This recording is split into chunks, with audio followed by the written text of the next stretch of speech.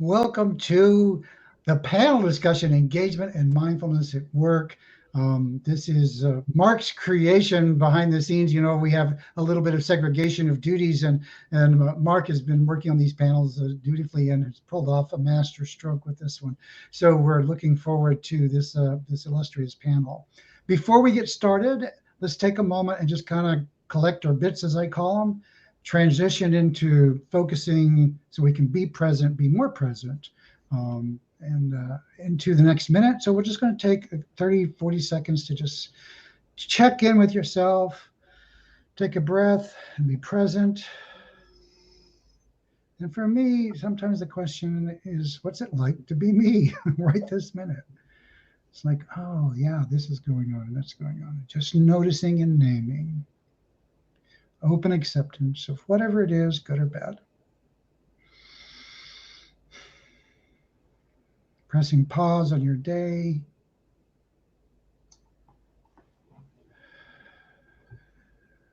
Sensing into your experience.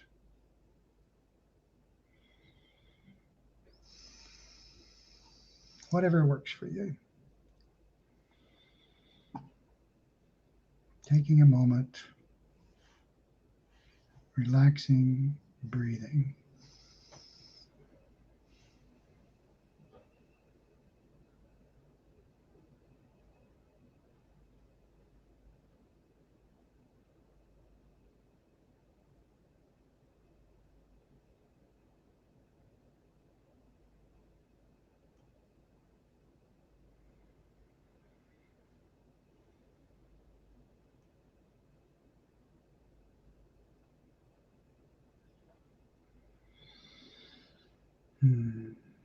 And with that, we'll come back to our event. And there's Mark. Hey, looking forward to this, Mark.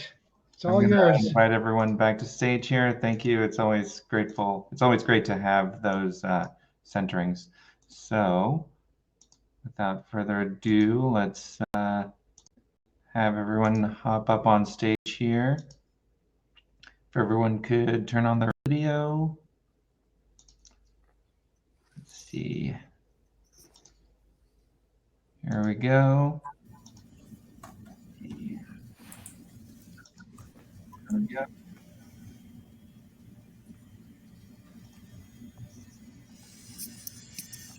So, okay, I'm going to have at least 2 women and 2 men up on stage as I can, as possible. Welcome, everyone, to our panel discussion on engagement and mindfulness at work. Especially in the past couple of years in the transition to hybrid work, many organizations are thinking about this topic of engagement. Most of us are aware of this great resignation, migration, and inflation. Who knows what's going to come next? What I know personally is that mindfulness helps me be engaged with what I need to be focused on. So this is a very timely and relevant topic. And while there are a variety of ways that a company can work on engagement, I'm excited to hear what our speakers have to say about engagement and mindfulness. Let's kick things off by asking our panelists to go around and briefly or introduce themselves and before we dive into the questions. So I'll just go in alphabetical order here. Axel, can you share a little bit about yourself? Sure, I'm happy to do so. So my name is Axel Jütte. I'm working for the software company SAP.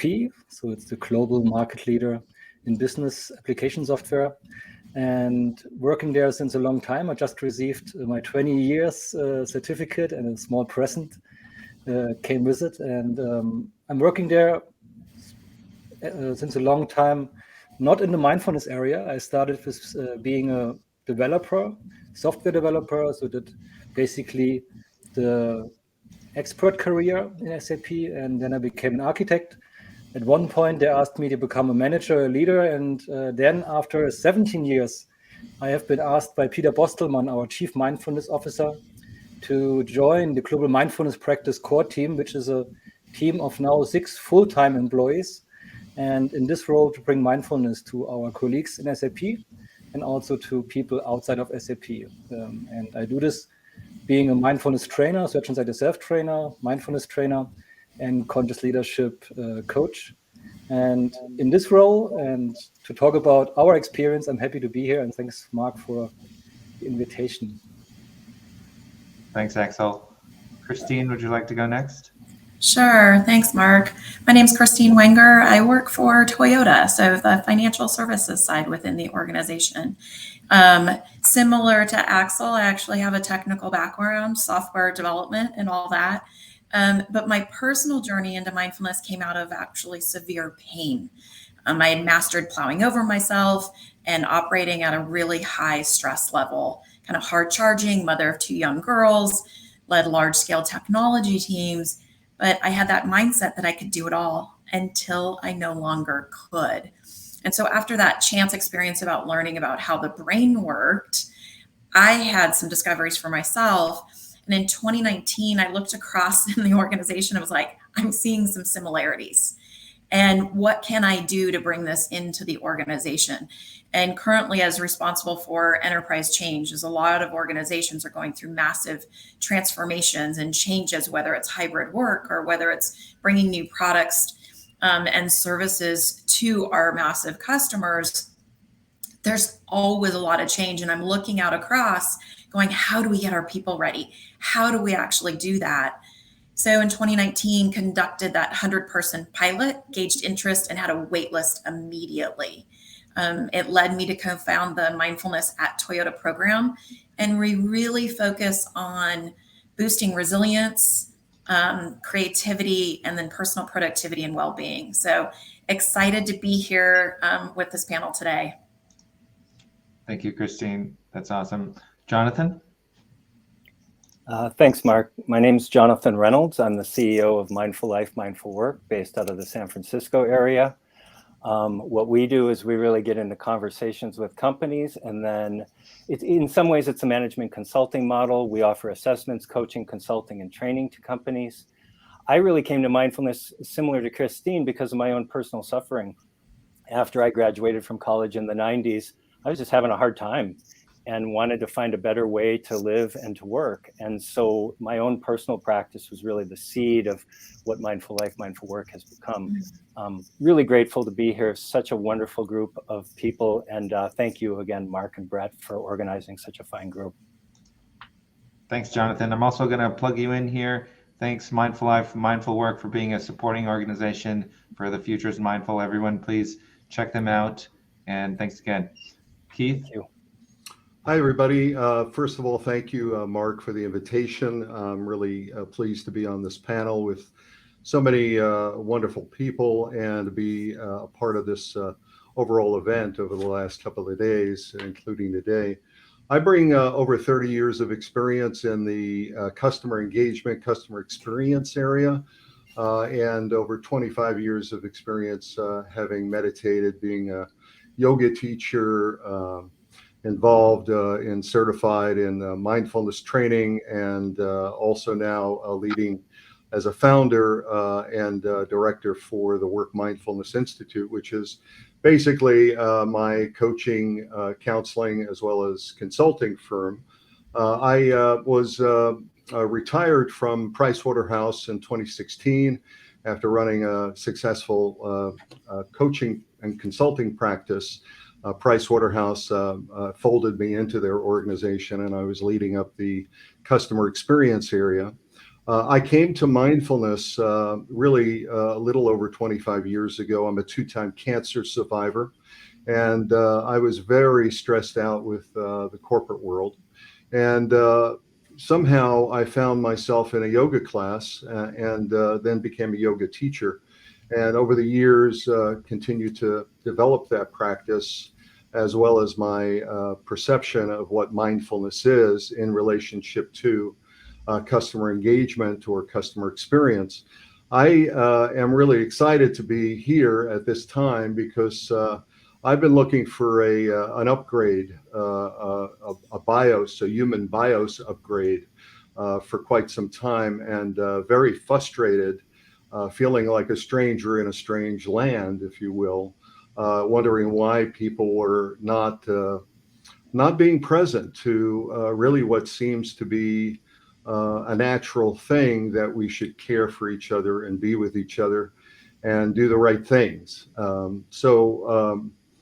I think this is a great opportunity for people to learn and for people to be human beings rather than human doings, and to check in with our condition. So that's it. Thanks. Thank you for your perspective, Keith. Sandra? First of all, thank you for the opportunity to share our experience, my experience, speaking from some people from my group. So I'm at Genentech, a pharma company in South San Francisco in the Bay Area. I'm a physicist and I work in biomedical imaging. So no coach, no therapist, nothing like that. I came to the practice of, I work in a Buddhist Theravada tradition, contemplative life. Life suffering brought me to this path. But I'm very keen in bringing all these practices present these practices in a secular way and really make it accessible to everybody. I've been practicing for quite some time.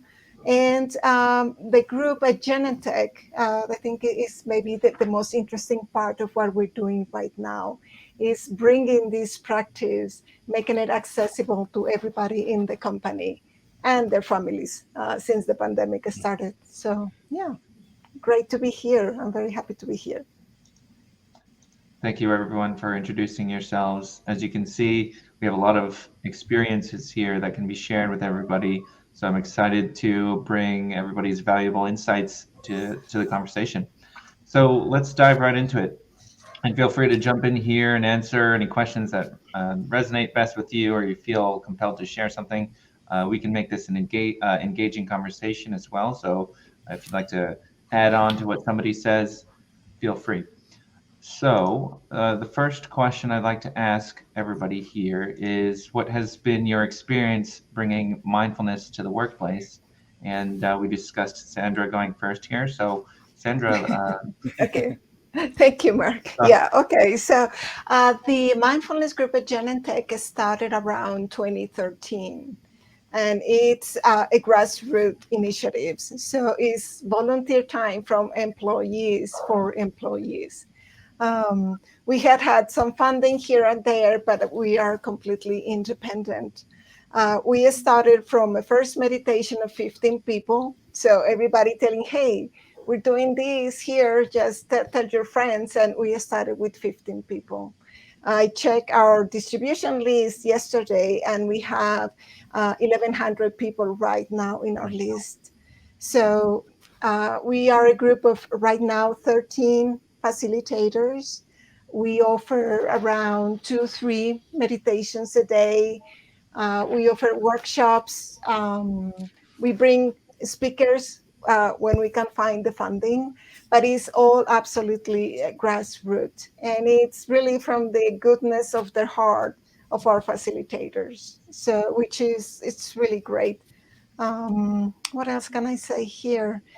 We offer like from 15-minute session to 30-minute sessions, workshops, 1-hour workshops. We're very mindful of the time of people, how difficult it is to put an hour aside in your calendar. And continue to grow, learning from each other, nurturing our community and our group as much as we can. I want to actually add something or feed off of something that you said in your intro, Sandra, which is around accessibility. I mean, mindful life, mindful work, that's basically our whole mission, is to make practices accessible and applicable in a way they can actually be useful, in a way that finds congruency with what employees are already doing.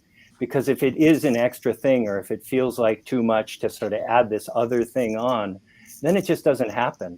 And so how can it actually contribute to their success? And because of that, mindful life, mindful work tends to use the word mindful more than the word mindfulness. It doesn't necessarily have to be a formal practice. How do you integrate, a sip of tea, or noticing your soles of the feet on the floor? Those are all mindfulness practices, but they're ways to not have to sort of leave. And so integrated practice, I think, is really important. Sometimes we maybe hear the distinction between formal and informal practice. Formal practice is sitting on a cushion. Informal practice is everything else in life.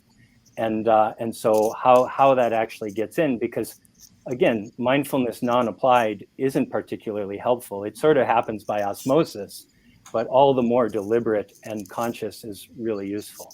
So thank you, Sandra, for your work. Thank you. Thank you, Jonathan. For me, that's the perspective of how to name it in the corporate setting. So if you just call it mindfulness, which might be the most accurate perspective, or call it like mindfulness-based emotional intelligence, because people, in order to get interested in mindfulness, they might need the broader sense. What can I do when I'm mindful, when I'm present, and best case non-judgmental? So what comes after? And so for us at SAP, it was, I think, successful to bond mindfulness to emotional intelligence, because then they get more into the why topic. Why should I do so? And that helped us to scale in a bigger way. So we used, and we decided quite fast to go for Search Inside Yourself for this training, because we just found out that independent from any organizational background, sales, development, they all can deal with the content. So it's a really smartly curated content. And we never really marketed the content because itself spoke for itself. And we reached now 14,000 people who went to a 2 days mindfulness training with a 28-day challenge and a follow-on webinar, and have a waiting list still from 9,000 people. And for me, that's perhaps one of the key aspects, that whatever you do, find something with the right language. It should be secular for sure, in our opinion, independent from any teacher mindset. What comes out should be secular. And then offer it best case for free or for low cost to employees. What I also heard, that the entry barrier should be small, and it should have a culture who supports people spending 2 days somewhere else, not in their main job. And I think that was a key for us, that we quite early on pushed just for one concept, not like scaled up the diversity too much. We just had an intro and the Search Inside Yourself training. And now, after we've grown to these bigger numbers, we just hit and celebrated the mark of 10,000 people in our community, mindfulness community. So now we are scaling into empathy and compassion and other topics, which basically are the next step now after people got interested. Now our question is how to deepen the experience. So for us, it was really, and it took 2012, we also started. It was not a walk in the park. So it needed consistency and quite boundaries. So there was a certain, perhaps sometimes not as too mindful perceived strictness in how we rolled out the concepts, but it really helped us. And now we reached also like 60 trainers. We have the next wave of trainers, and we have 90 ambassadors worldwide. So I think all that was for us a key to stay with the momentum. And now that we have, unfortunately, the situation that people needed the most in the last 2 years, we are quite happy that we have been able to scale to this amount of people supporting in the different roles as ambassadors and teachers, and helping us to now stay with the offerings we have and also be able to offer it. So it I think that's absolutely wonderful, Axel, that you've been able to do that in the organization. And I think you've put your finger right on a hot button for a lot of folks in terms of mindfulness, the word mindfulness itself, because there's still in a lot of people's minds a lot of woo-woo around what mindfulness is, especially when we talk about taking it off of the cushion and bringing it into the world. What does that actually mean? So I think the language and languaging it is incredibly important. And I would actually say that, it's really about human potential and human performance, right? Or human performance and potential, because we're really talking about the science of the mind, the respiratory benefits, the ability to regulate the nervous system, the ability to really do what, the practice is about, but do it in a way that's very mindful, that you don't bring in the secular, rather you make it secular. You don't bring in the the spiritual elements, if you will. Even though we know that sound and the ability to regulate the vagus nerve is very important, and there is that element of sound, which is why sound is so important, and to help people, if they're hyper aroused, to help them move that energy down or bring the energy down. If they're hypo aroused, help them to move that energy up. So there's really that ability to do that in a very secular way, and you can't mandate it for everybody, but you can certainly make it available to folks and help them apply it so that they can be more engaged. I mean, we're in a stressful environment. I think we've got some collective trauma going on around the world. Just turn on TV or, take some time to watch the news for a couple of hours. I guarantee you, your nervous system won't be doing very well.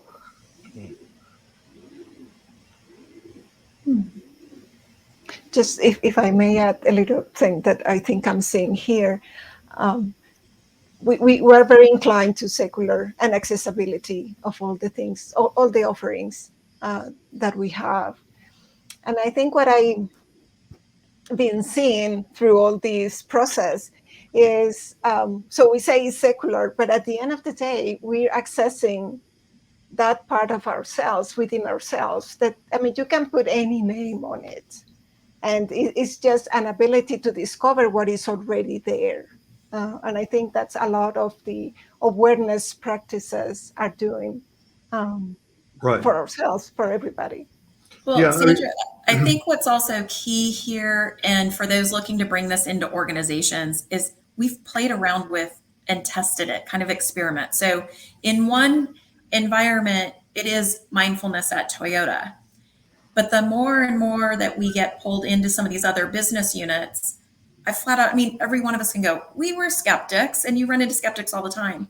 And so actually acknowledging that whenever you're talking about it, and we actually talk about more boosting resilience or in line with the benefits, so that you take away the stigma around the particular word, but you have to know your audience as to how, when you're bringing that in. That's exactly why Mindful Life, Mindful Work is Mindful Life, Mindful Work, and not Mindfulness Life, Mindfulness Work. I mean, for the first 15 years of my career, I didn't even say the word mindfulness because I knew the phone would get hung up. And so being skillful psychologically, I think, is really important. Know the culture that you're entering, or get to know it, and then, ease in. It's why we're a performance-based company. Companies want to hear the word performance. And then once you're in there, they find out, the foundation of performance is a healthy culture and healthy people. We thought it was going to be really nice business techniques. And there needs to be those elements of those things. But if it's not dovetailed with humans being humans, what's the point? Yeah.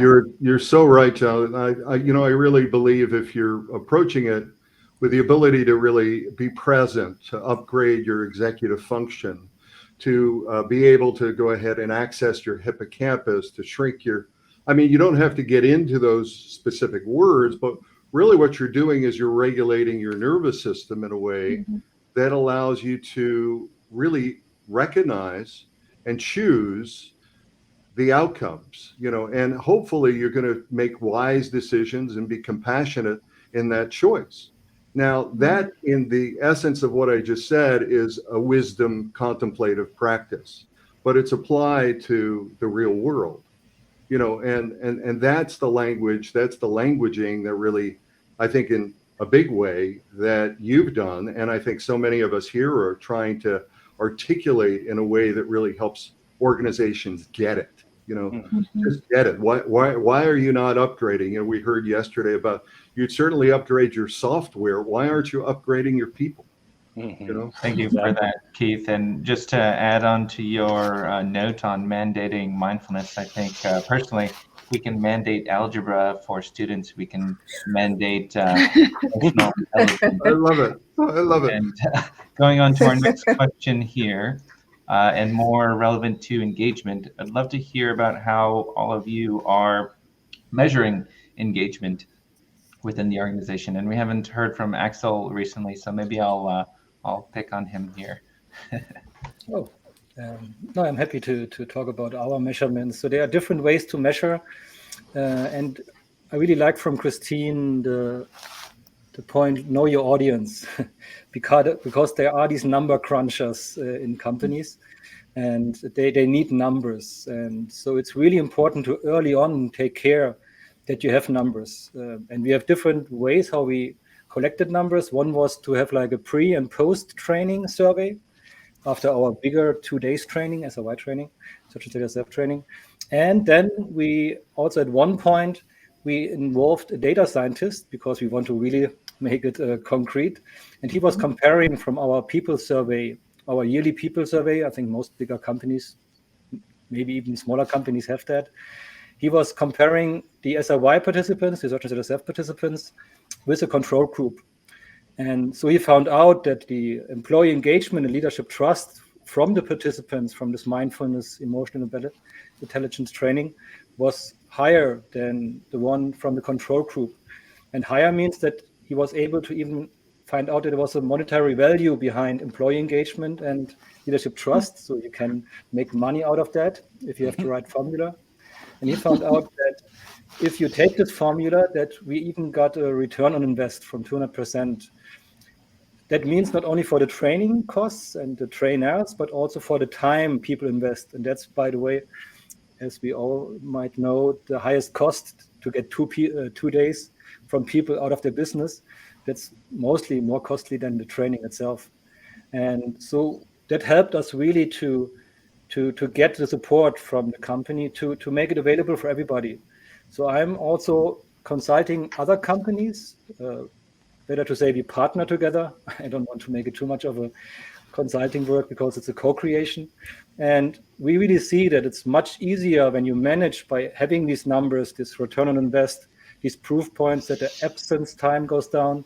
It's much easier to get then the budget, which helps you to have a lower entry barrier, once again, for the people to enter these longer trainings. And for me personally, it needs some time if people really want to transition into mindfulness. So if 1 hour is nice, it's like an aha moment, it's an experience, but to lead people deeper into practice, into also staying with it, it takes more time.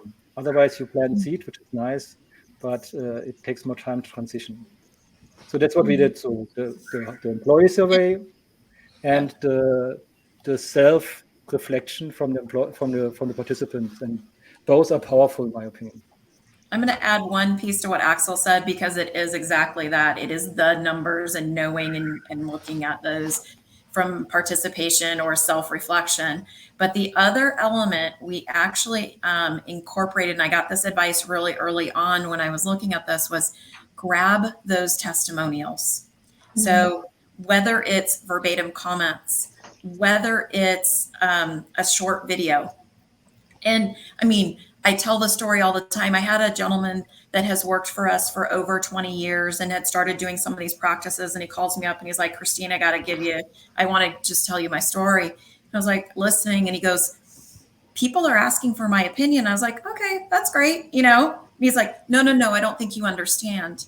I've been here 20 years. I don't feel like people have listened to me or asked for my opinion in 20 years. Wow. Tell the story. I have goosebumps just explaining that to you. And so adding to what Axel said, the numbers are very important. Otherwise, I wouldn't have gotten HR to provide this as a integrated benefit all the way across a year ago. And so in only 2 years, we were able to do that based on the numbers. But the people's stories and testimonials drove the hearts. It really did, not only the people that were joining the sessions, but those that had to make some of those decisions. I was like, how can you argue with some of this? Like, it's just here. And that really was impactful. So it's another layer to complement the numbers, because that is extremely important. And we wouldn't be here if we didn't have some of that from an organization. But that human element is really key. Yeah, I agree completely. That anecdotal piece, because ultimately, yes, there are business decisions that are being made, but people are making those business decisions. Yeah. And Mindful Life, Mindful Work really measures in three sort of standard and formal ways. We have an organizational assessment that we do before and after, and that can be departmental. It can scale up, it can scale down. So that's one thing we do. We do something that is more anecdotal. We do just a survey at the end of every sort of delivery, just to get a sense of how it was received, but often there's quotes in there. We also partnered with, over COVID, we partnered with a company that offers these things they call micro assessments, which literally you can get a ping every week or two and just take a 30-second answer, 3 or 4 questions to just get a real-time pulse on whether something is being integrated and received and what the real efficacy in the moment is, rather than finding out in a month or two sort of thing. The other thing that I found is really important is the psychoeducational piece at the front end, and that's sort of what we're all talking about, I think, is that conveying that it needs to be a practice. A training that's amazing content is gone in 3 weeks. Everyone who loved it just looks at each other and said, I don't even remember what that was, but it felt good at the time. But if you really want to make some sort of a shift, that needs to be sort of prepped on the lead end, that this is going to be ongoing. I mean, you don't eat healthy one meal and say, I'm fit now, or you don't go exercise and say, okay, done for at least a decade. No, you recognize that this is going to take maintenance. And the same is true in any cultural shift, especially one that requires sort of greater awareness systemically. Mm-hmm. I would like to add another piece. So we have the people sign up for the session. They just click a form and you just gather the numbers. Nothing very sophisticated, but we have that. And so we also have, once a year, we ask for feedback from the community and things like that. And we reserve 5 minutes in our sessions to really just have a conversation with whoever wants to say something. And I feel that is very important feedback for the facilitators. Many times we're very busy in our day and we have our scheduled session, and going to the session feel like, oh, I should have canceled this, but you just go and you offer your meditation and you get that feedback from the people that nurture the facilitator. And I guess basically because we have such a small scale and not a small number of facilitators, that is very important to nurture, and also to hear from the community. What is it? Where are they? What's in the air? What should we be offering a little bit? So give us that feedback and creates an incredible human connection that is so needed these days. That's for me also one of the secret and important ingredients of any mindfulness training, to not talk too much, to just practice and let people talk to each other. And there are so nice things coming out that people say, I talked to this colleague I just met the first time in a deeper way than to my friends for a long time. So it's all about bringing people in connection and letting them experience the human to human factor. And then when they sense it, they see it, they have a choice to connect to basically everybody, and perhaps more importantly to themselves. And so it's so important to have these trainings curated, that they have also this connection part in it and this sharing part. I think that's so important. If the practice doesn't go from me to we to those connections. I mean, years ago, I had a talk or a conversation with a 30-year Buddhist practitioner, and he said, I spent the last 30 years looking at the wall. And he never really translated it. He had a very deep meditation practice, but he never really translated it into interpersonal relationships in an integrated way. And I think Axel speaks to that really beautifully, is how do you do that? How do you create an atmosphere that feels safe? And Christine referenced this too, in a way that's not too heavy-handed, but is, gives the offering and then lets it play out as it needs to play out. So beautifully said. Yeah, and that's there's a qualitative element there that is creating a safe container, as you kind of talk about, and that is a collaborative container that allows everyone to be, to aspire towards something, and that, from a leadership viewpoint, really allows the leadership to then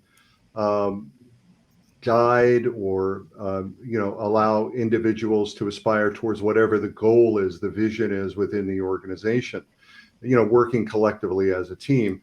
So it's hard to measure that other than, we can use the assessments, the before and the after, and then we can use things like, voice of the customer, perhaps, or the employee satisfactions, perhaps.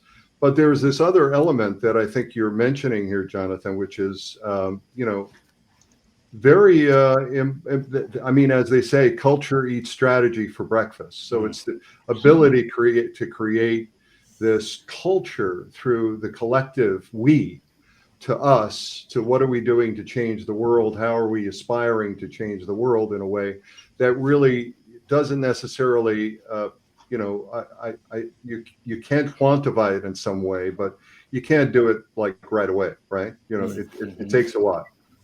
Mm-hmm. Mark, I'm listening to everybody, and I think we could have easily done a 2-hour panel. Definitely. Yes. Yeah, or one question for an hour.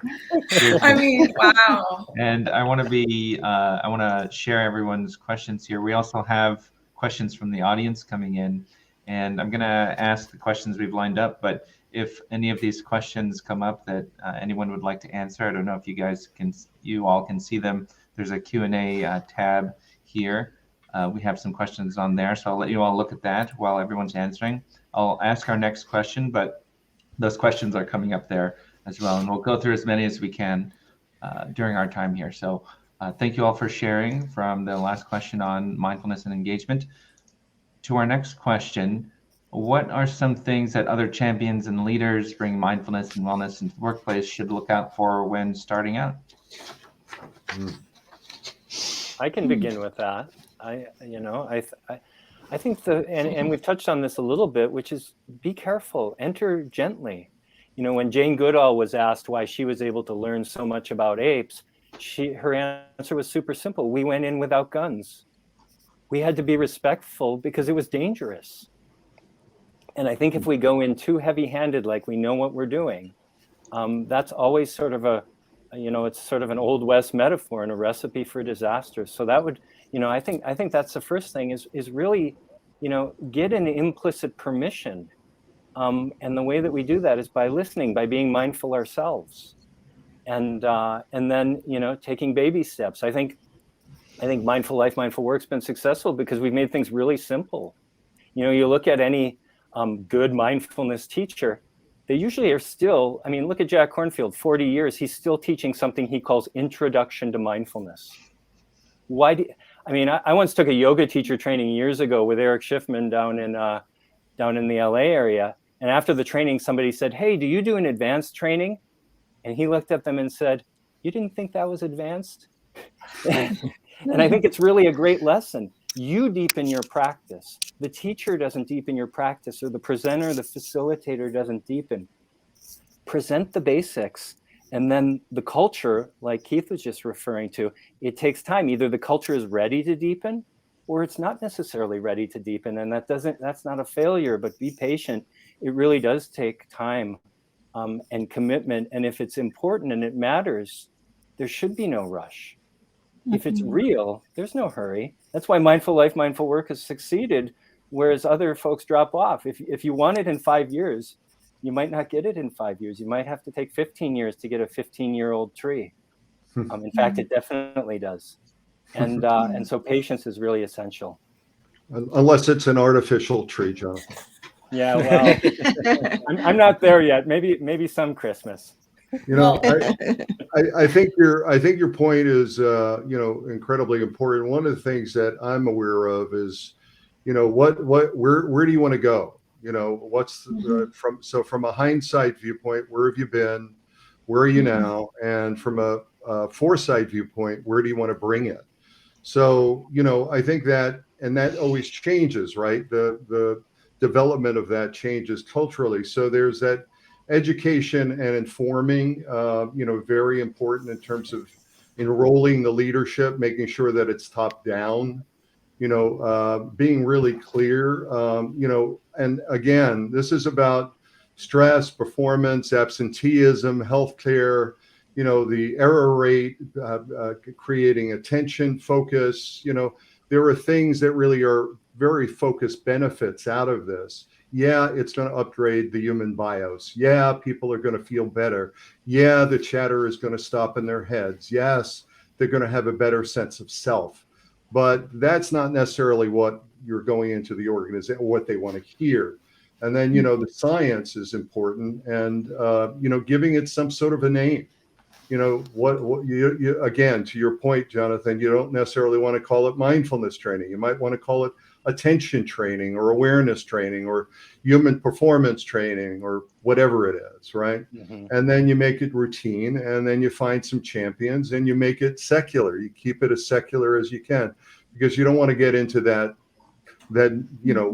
melee of defending it somehow, Mm-hmm. when the science speaks for itself.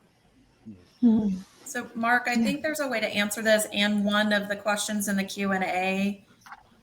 So there was a question in the Q&A that says pragmatic approaches on how best to evangelize mindfulness within your organization. So how did we do this when we started out? So I'm going to give a couple of really practical tips, like what can you do today? I think the first piece when you're bringing it into an organization is expect that people don't even know what the word means or that they have their own story. And so I spend a lot of time educating, a really slow drip of information, and using outside articles, short videos. In fact, I've sent one from SAP that's been available out there. I've pulled articles from HBR, I've pulled stuff from Forbes. And so what happened is in the very beginning, and Keith, you talk about how do you get your senior executives and go top down? We did both. So we started grassroots, and the groundswell grew to be so big that they couldn't possibly not listen. That we've got over a couple thousand people just into, those 2.5 years. But what I did for executives, and I had my vice president at the time was just fantastic. And he goes, I have no idea what that word means, but I will listen to you. And what happened is I've sent one video, one article every week for many months, and always saying, this is a 3-minute video, this is a 5-minute read, and slow drip. And then what I started adding in is, instead of asking for permission, I said, guess what's happening? Oh, we had another 100 people do this. Oh, this. And so started educating and then showing what we had done and kept that going. I have one senior executive, I've got several, but one that I moved from full on skeptic, hard charging, New York tough guy, to every chance he gets right now. In the last year, he's calling it out by name. He's sharing his story. He's on this absolute mission. And I'm like, okay, so how can I harness that energy? Right? Across the organization, because we've only hit just a few, but it really is that very slow, tangible, and that you don't have to be that expert. And so that allows you kind of keep moving, but give those groundswells, use a quote here and there, and just create a summary recap that kind of drips that in for them. So very practical way to start to build that. And then they'd ask questions. Well, I just want to add that I think what you're pointing to as well is embody your truth, even if you're the odd duck initially, because somebody has to be a beacon. The first adopter in any change initiative is the hardest to get. But once you get that first adopter, then it's not so weird anymore. And so I just wanted to tag that. Thank you. Yeah. But also I would like to add curiosity to the perspective how people perceive mindfulness, because I tended to reflect from the past how people react now in the present moment. And I think it changed a lot. So when we were quite cautious, 2012, 15, because people didn't know about mindfulness. So now we are over the hype curve, perhaps, for some people, for some perhaps not. And so for some people, it's already something quite common. And so it's really to be skillful in who's standing in front of you. if you have to be that cautious, or if you just can call it mindfulness. So perhaps people now know what it means. So I would really, second, be cautious which language to use, but also from time to time see how the opposite of your story might be as true as the story you're believing in, just that you can also change if the audience is changing. And one important point, which is for me also key, is that you, as you also mentioned, Christine and Jonathan, to walk the talk, so that you have in your backpack, you have all the research, the scientific stuff to convince the people with a more number-focused brain. But you can also then show them that you can be mindful and still have directionality, so that you know what you want, so that you have presence. Because people, when they have all these myths and biases, they think mindfulness is like hugging the trees. And you, by expressing with your presence, you can see, no, I'm mindful, and that's why I know what I want, and I know the benefits. And there's nothing which can bring me basically away from my knowing, because I'm standing in me for me. And that's for me important, because you have to be like the person, the champion, the mindfulness champion, that people see, oh, if people are like that, that's mindfulness, which convinces also me to bring it into my department, especially people who are rather skeptic and have more like a non-new work focus on working. So Just a comment. Go ahead. A very quick comment, Axel, that really points to the importance of maintaining our own personal practice. Don't abandon your practice. Keep it doing. Keep whatever you're doing, meditation or whatever movement, whatever practice that you have. Keep it, because it's going to be the best thing that you're going to have in your tools. And don't take them personally. Just don't take anything personally. Yeah. Sandra, I love that, because the other thing is you're being watched, right? So as you're doing this, you're always being watched across the organization. I had one exec when we were in the office, every time he would see me, he would go, okay, I'm going to take a breath, because he just felt like I had a sticker across. But the other thing I'll add is, when we as practitioners and those that do this and are standing up there, and we move from whatever our regular practice is to maybe a little less, or we fall off, it's okay to also say that. It's okay to say, guys, guess what? I got 1 minute in today, and that's all I can manage. And that's okay. Versus, oh, there is perception. I've had people tell me, you must practice an hour, 2 hours a day. And I was like, this is called real life. So making it really real and relatable, and even being vulnerable to go, yeah, I haven't really practiced much this week. It just got busy. Some days my practice is just taking a bath. That's a very good one. Yes. Someday. Wow. So we've just spent just about an hour here, and we're just about to end. And Wow. So what's going to happen next is, after this session closes, everyone will be actually sent to the lounge. And I invite anyone that has a few extra minutes to hang out here on this panel. There are like 10 more questions here that we weren't able to answer. Maybe that's another panel we might schedule in the future. But after this ends, you can jump into a table. I know Jonathan's going to be at a table for anyone that wants to answer any questions. And from here, I just want to thank you all for participating. Feel free to say hello, say goodbye to the audience now. That's called flow. Thank you, Mark. Thank you, Mark. Thank you, everybody. Have a good Thank rest you, of your everybody. day. Thanks It for was watching, great. folks. Thanks. Thanks. Great conversation.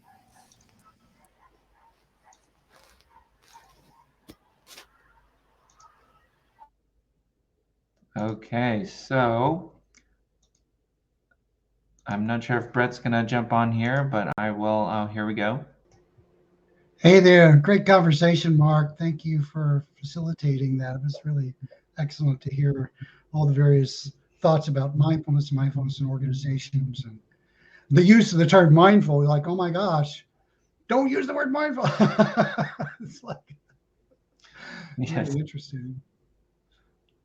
Okay, so we'll end the session now. Thank you, Brett, for jumping on here, and we'll see you all in our next talk.